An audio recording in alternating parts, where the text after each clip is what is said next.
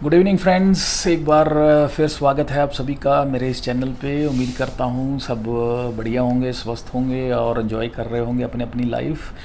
तो चलिए हम स्टार्ट करते हैं। एक बार फिर सभी के लिए मैं याद करा दूं आपके लिए कि हम बुक डिस्कस कर रहे हैं डीक्लटर योर माइंड, जो कि लिखी गई है H Scott and Barry Davenport द्वारा।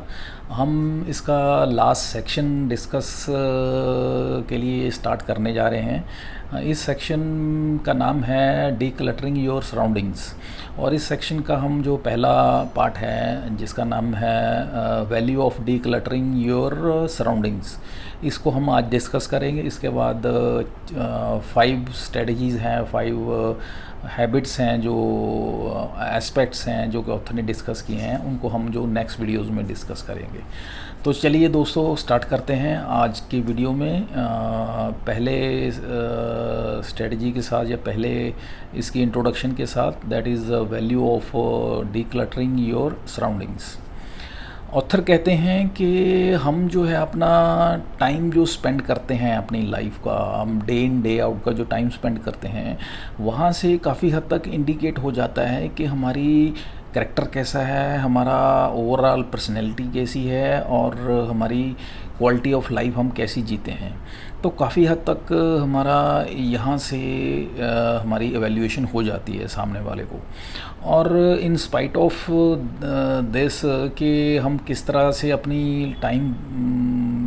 अपना यूज़ कर रहे हैं, फिर भी हम जो है इसको अपने टाइम को एनालाइज करना भूल जाते हैं कि हम अपना एक एक पल, एक एक घंटा, एक एक मिनट या एक एक दिन हम कहाँ पे यूज़ कर रहे हैं, हम उसको सही यूज़ कर रहे हैं नहीं कर रहे हैं, हम उसको बिल्कुल भूल जाते हैं और उसके बारे में बिल्कुल परवाह नहीं करते हैं। हम उसको वेस्ट करते जाते हैं इन अनप्रोडक्टिव थिंग्स, इन अनप्रोडक्टिव टास्क्स। सो ऑथर कहते हैं कि हमें इस चीज़ के बारे में अवेयर होना चाहिए कि हम अपना टाइम कहाँ यूज़ कर रहे हैं और उसको एफिशिएंटली और प्रोडक्टिवली जो है यूटिलाइज़ करना चाहिए। और इसमें होता क्या है कि हम रादर लोगों को, हमारे जो आजू बाजू में लोग हैं, हमारे सोसाइटी में हैं, अपने घर में हैं, या हमारे रिलेटिव्स हैं, या हमारे सोशल सर्कल में लोग हैं, या हमारी सराउंडिंग्स हैं, जो हमारे और फिज़िकल एनवायरनमेंट है, हम उनके हाथ के किस तरह के पपट्स बन जाते हैं। हम उनको अलाउ कर देते हैं, उनके हाथ में अपनी कमांड देते हैं और उनके हिसाब से अपना जो है लाइफ को चलाते हैं। तो कहने का मतलब है हम अपने जो लाइफ को अपने तरीके से ना जीते हुए हम दूसरों के हिसाब से ज़िंदगी को जीते हैं और अल्टीमेटली फिर परेशान होते हैं कि हम जो हैं अपनी लाइफ में क्यों प्रोडक्टिव नहीं हो रहे हैं, हमारी लाइफ में हमें जो है आउटपुट क्यों नहीं निकल रही है। और रादर होना ये चाहिए कि हमें लाइफ में अपना खुद को प्लान आउट करना चाहिए और ख़ुद को देखना चाहिए कि हमने किस चीज़ को कैसे प्रायोरिटी पे रखना है और नहीं रखना है। ऑथर कहते हैं कि लास्ट सेक्शंस में हमने इन चीज़ों पे काफ़ी डिस्कशन कर चुके हैं कि हमारी लाइफ की क्या कोर वैल्यूज़ होनी चाहिए, क्या प्रायोरिटीज़ होनी चाहिए, लाइफ के सबसे बड़ा पर्पस आपका क्या होना चाहिए। ये सारा ऑलरेडी हम जो लास्ट सेक्शंस हैं इस बुक के उनमें डिस्कस कर चुके हैं। लेकिन अभी क्या है, इस सेक्शन में जो हैं वो एक्शंस हम डिस्कस करेंगे जिनसे जो डेली लाइफ की जो टास्क्स हैं, डेली लाइफ के जो एक्शंस हैं, वो हमें उन पे क्या फोकस करना चाहिए, उन पे कैसे हमें कंसंट्रेट करना चाहिए ताकि हम मैक्सिमम आउटपुट ले सकें, मैक्सिमम बेनिफिट हम ले सकें अपनी लाइफ में और एफिशिएंटली यूज़ कर सकें टाइम को। क्योंकि हम डेली बेसिस पे जो हमारी कोर वैल्यूज़ हैं, जो हमारा पर्पस है, जो बिगर गोल है, उसको हम डेली बेसिस पे हम उसको वैल्यूट नहीं कर सकते हैं, उसको नहीं देख सकते हैं, उसको लुक आफ्टर नहीं कर सकते हैं। सो इस चैप्टर में हम जो हैं डे इन डे आउट जो हमारी रूटीन्स हैं उस पे हम फोकस करते हैं या फोकस करेंगे कि कैसे उसको हमने करना है। और हमने देखा है कि हमारा जो डेली बेसिस पे जो हमारा मैक्सिमम टाइम है, अगर हम उसको वैल्यूएट करें या उसको हम माइंडफुली उसको कंसंट्रेट करके देखें कि हम टाइम कहाँ यूटिलाइज़ कर रहे हैं और कैसी टास्क्स में जा रहा है, तो हम देखते हैं कि हम अपना मैक्सिमम टाइम जो है माइंडलेस टास्क्स में वेस्ट करते हैं।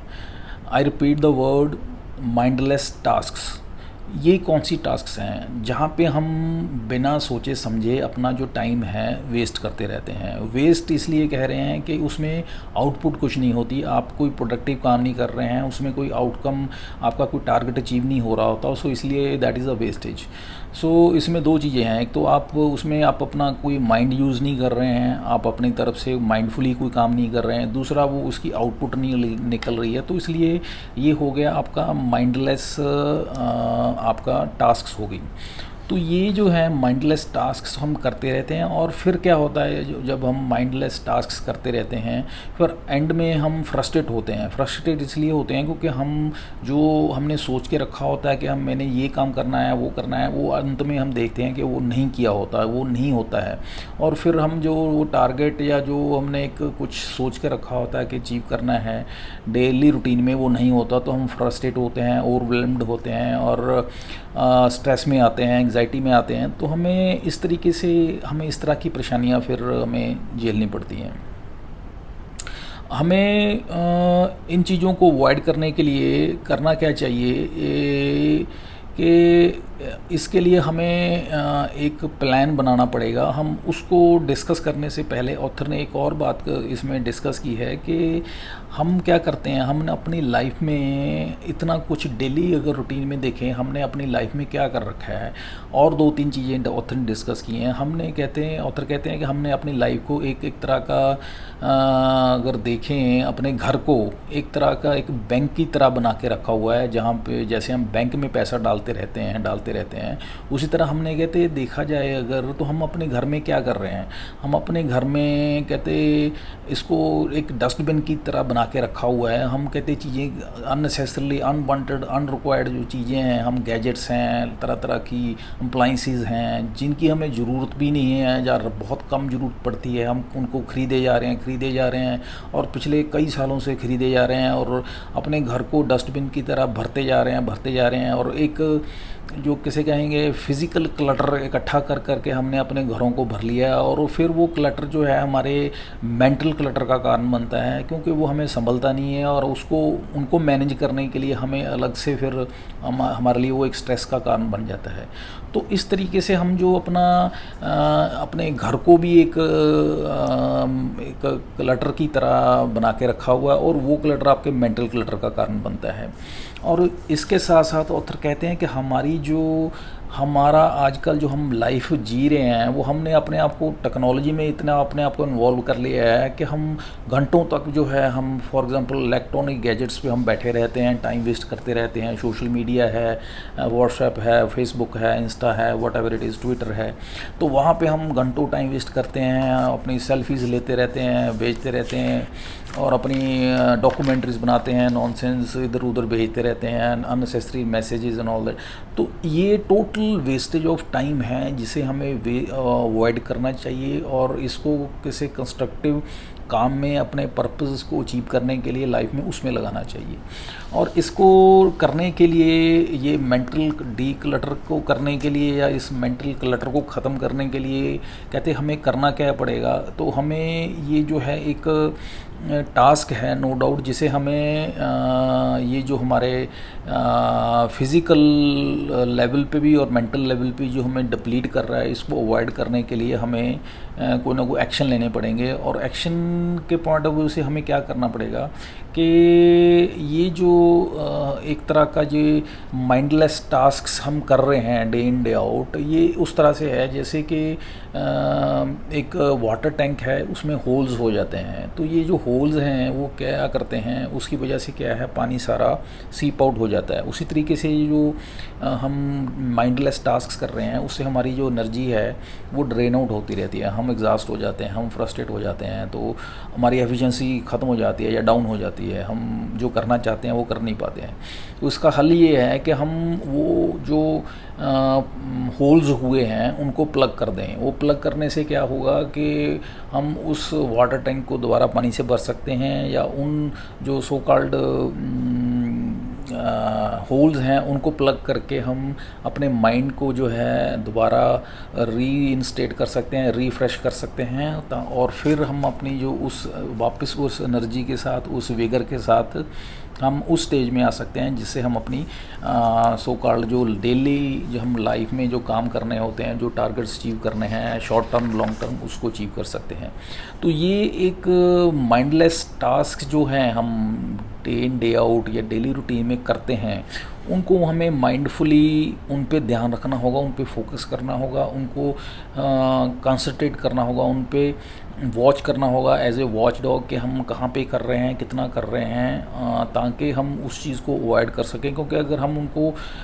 माइंडफुली वॉच नहीं करेंगे तो फिर वही साइकिल चलता रहेगा, उसी तरीके से हम अपना टाइम वेस्ट करते रहेंगे। तो इस तरीके से हमें ये उनको माइंडफुली वॉच करके उनको धीरे धीरे अवॉइड करना पड़ेगा, उनको ख़त्म करना पड़ेगा। और इसमें फिर आगे ऑथर ने बताया कि अगर जैसे इस सेक्शन में ये जो सेक्शन 4 है, जो कि हमारे सराउंडिंग्स को हम कैसे डीक्लटर करना है, उसके रिगार्डिंग में 5 एस्पेक्ट्स हम ऑथर ने डिस्कस किए हैं इस सेक्शन में, तो जिनको डीक्लटर करने के बाद जो है हम मेंटली कहते हैं स्टेबल हो जाते हैं, या मेंटली हमारा जो क्लटर है वो दूर हो जाता है हम, और अपना जो अपनी रिलेशंस को सुधार लेते हैं, और सो कॉल्ड स्ट्रेस एंग्जाइटी से हम काफ़ी हद तक रिलीव हो जाते हैं। और इसमें जो 5 एस्पेक्ट्स जो आगे हम डिस्कस करेंगे अपने वीडियोस में, वो एस्पेक्ट्स कौन कौन से हैं, वो एस्पेक्ट्स हैं simplify your home, simplify your activities, simplify your priorities, simplify your